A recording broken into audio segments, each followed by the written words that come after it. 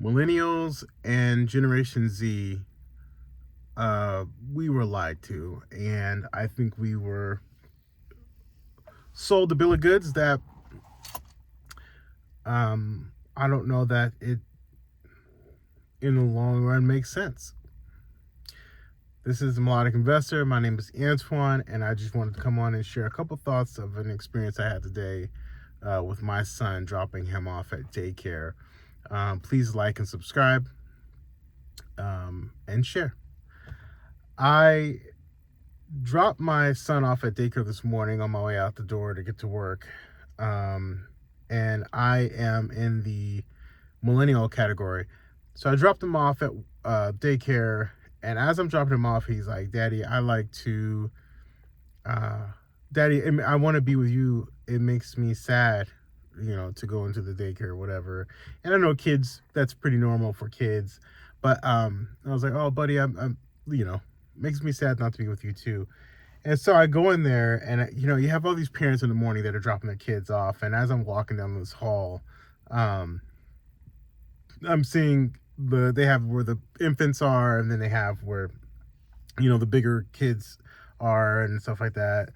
And so they're down there, and some of the kids are eating breakfast, and they're serving the kids like a half of a waffle, like those Eggo waffles, and then a canned pineapple, crushed pineapple or something like that, and something else they were serving him. And I'm like, wow, and you see all these adults and parents scrambling, trying to drop the kids off with the backpack and check them in, do all this stuff. The morning rush, right? And the place is packed full of kids, and there's even little, like I said, infants there. And all the while I'm thinking to myself what my son said to me, and then putting that all into context, I'm like, this doesn't even feel right. This doesn't even feel normal. And you see all these really nice cars pulling into the lot, your Range Rovers, Mercedes, and, of course that wasn't all of them, but, there was quite a few for how small of a little daycare it was. And all the while I'm thinking to myself, this is not normal. We've been conditioned to know that it's normal, but I don't feel like it's normal. Normally, we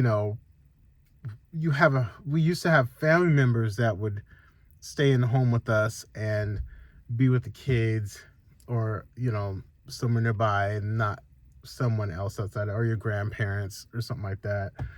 And that wasn't the case, and I know not everyone has that flexibility or whatnot, so I'm not at all knocking anyone. But the reason why I say that millennials and Generation Z, we are reaping some of the seeds that we didn't sow, is because I feel like where we are, and again, I'm just a guy on YouTube. This is just my opinion, and this is just how I feel.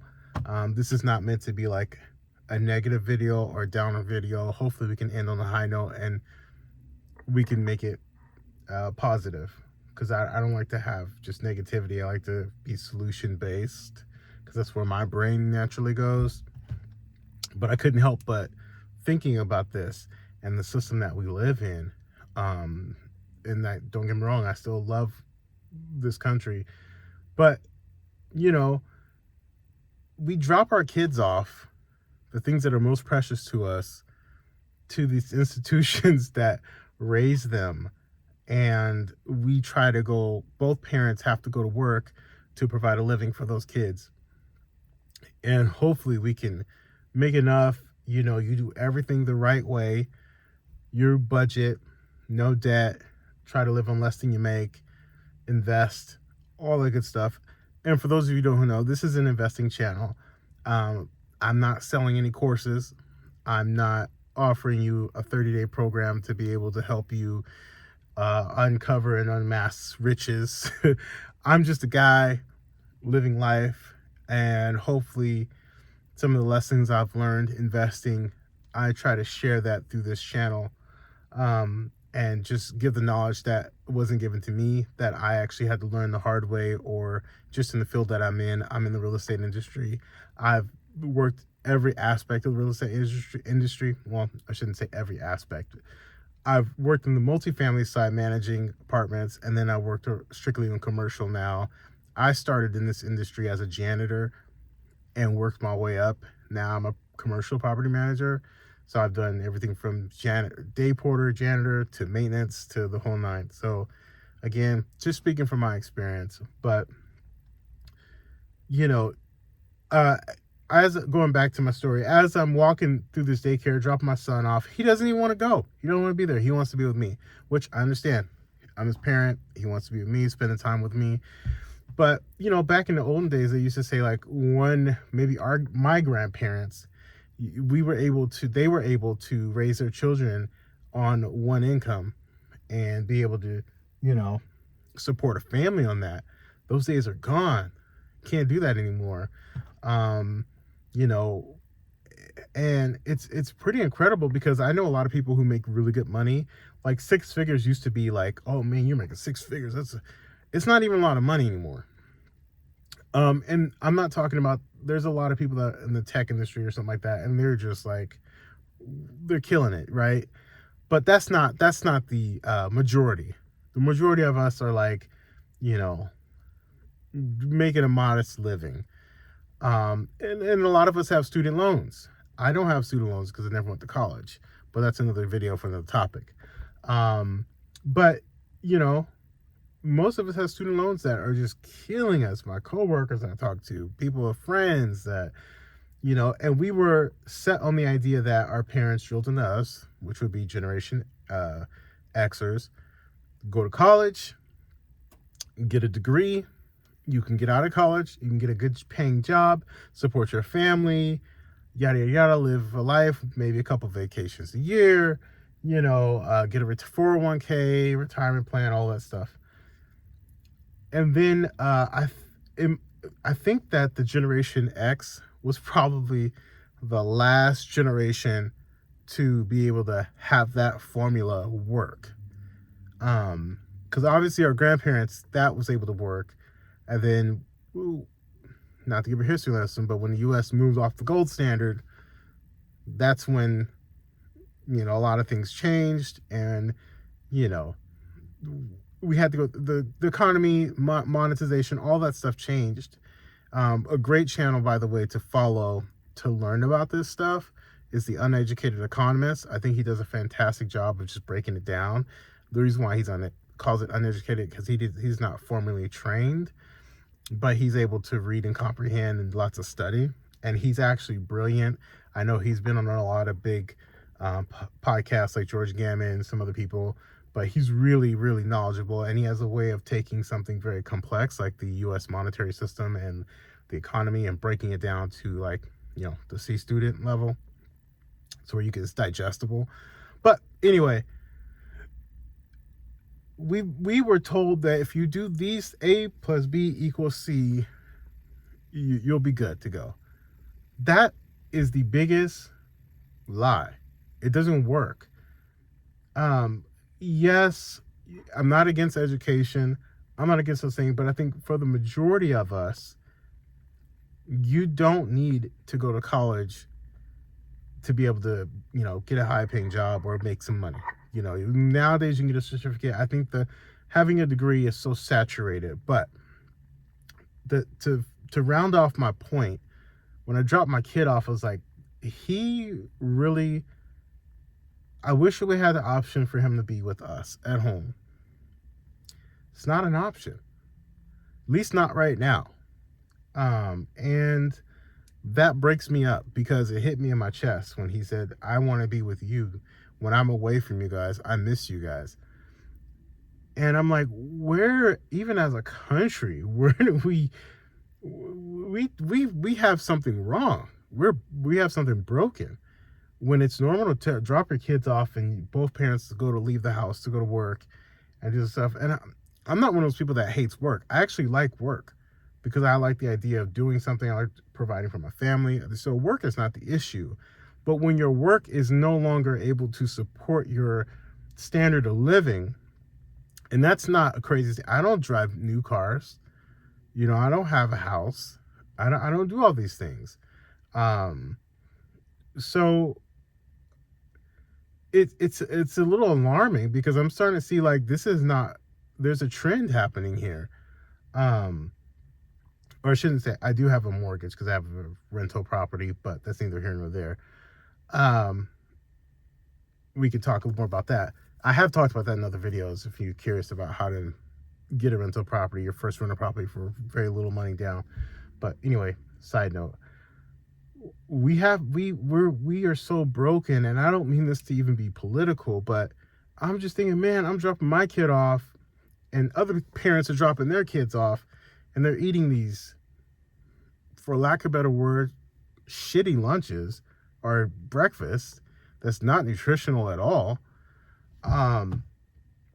And I just couldn't help but think about how we are shipping money to other countries who have a better standard of living than we do. Make that make sense. They have a better standard of living than we do, and they're not feeding their kids this shit. And, you know, they have better health care than we do. All these things, just go down the list. And here we are busting our ass every day to try and go leave the house and go, you know, kill ourselves every day at a job to provide for our family and still not make it. And despite what everyone's saying, at least in my community and my circle, I'm not seeing everyone wearing Louis Vuitton, Gucci bags and vacations. And, you know, I'm not seeing that. I'm not saying that doesn't happen. And I'm not saying like, you know, we haven't made bad choices. I'm not saying any of that. But what I am saying is there's no way that our tax dollars, I guess, should be funding people who have it better than we do. You know, and that never used to be the case, but for whatever reason it shifted, and we're picking up the tab, which I think is absolutely crazy to me. Am I against supporting other countries? No, but I'm really big on like that we shouldn't live like this. Our kids shouldn't be eating crushed pineapple and a half of a waffle. Come on. Like, that's just, I don't understand it. I don't want to break my brain trying to figure it out because I'm not an expert at that at all.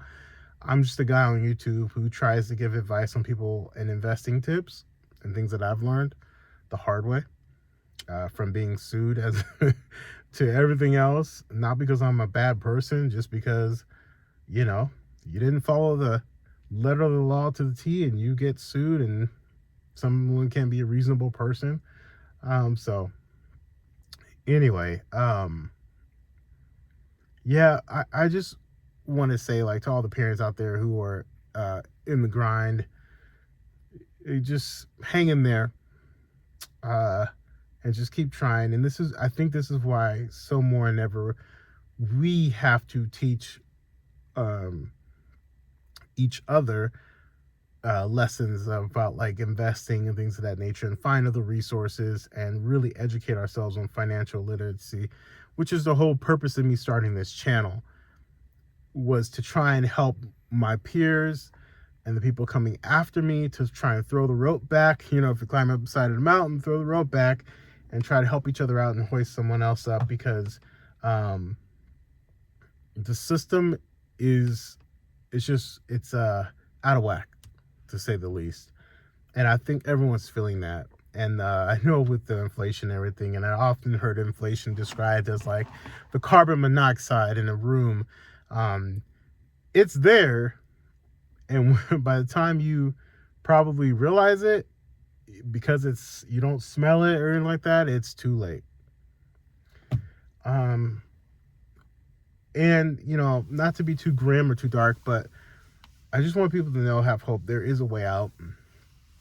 I'm working my way out. I'm trying to figure that out. And that's why I'm investing into real estate, because I think that's the pathway. At least the pathway that I'm choosing. Again, I'm not saying it's the only way or the right way, but it's the right way for me, and you need to find the right way for you. And if that's something you rock with, just please subscribe to the channel. Again, I'm talking in my car on my lunch break, so I just try to like provide,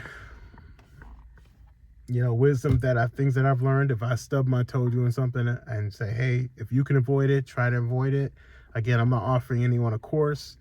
I'm not even offering the solution, but I am at least wanting you to think about it and what you could do to better your family and to better your life and have a better quality of life, so that we're not dropping our kids off to eat crappy food and to be in a place that they just don't want to be in. And I think that the goal for investing is to provide you with options in life. And I think for millennials and Generation Z, we don't have the luxury to not invest. We have to, because this stuff is changing so fast. And $1 million is just not what it used to be. I mean, $1 million is, you buy one property and that could be gone. So that's why we need to house hacking is a huge thing. That's what me and my wife did. It's the whole reason I bought a duplex, is to house hack and try and build a portfolio and get it going. You know what I mean? And when you do that, if that's something you choose to do, be a good person. Be a good landlord. Don't be a jerk. Be fair. If be fair up to the lease, you know what I mean? Uphold it. And if someone needs something done, just get it done. If you don't know, at least talk to them. Have that open line of communication. Say, hey, and say, well, let me research that. Let me get back to you. Because my experience living in Atlanta now, we are one of the fortunate people to have are renting a home from one of these huge conglomerates, which I think is just sickening, because quite frankly, they don't do a good job of managing their property. They do a horrible job. I say that as someone who works in the industry and as someone who is a landlord. It's like, God, I would take care of my property and take care of my tenants and make sure they get what they need on a daily basis. Not on a daily basis, but you know what I'm saying. Because it's not all about, obviously we're not doing anything for free. We all are trying to make a profit, but I believe you can do that and be a good person. You know what I mean? Where you feel like you're getting your value. But, I just wanted to make this video and say, if don't be one of those millennials or one of those Gen Zs or even Gen Xs for that matter, to where you get to the point in your life to where you don't have options, or I don't want to say too late, because I don't believe it's ever too late. But if we're being honest, there is a point where wherever you're at is where you're at, and you need that compounding interest. And if you don't get that early enough, you don't punch that clock, it's not looking good. The amount of just money that we have to be having, assets under management, by the time we get retired, it's going to be astronomical. So I don't make this video as to put anxiety and fear. All I would say is take a deep breath, and slow it down, because I love to slow things down and really look at it for what it is. And find a mentor, find someone that you trust, get on YouTube University. Be careful.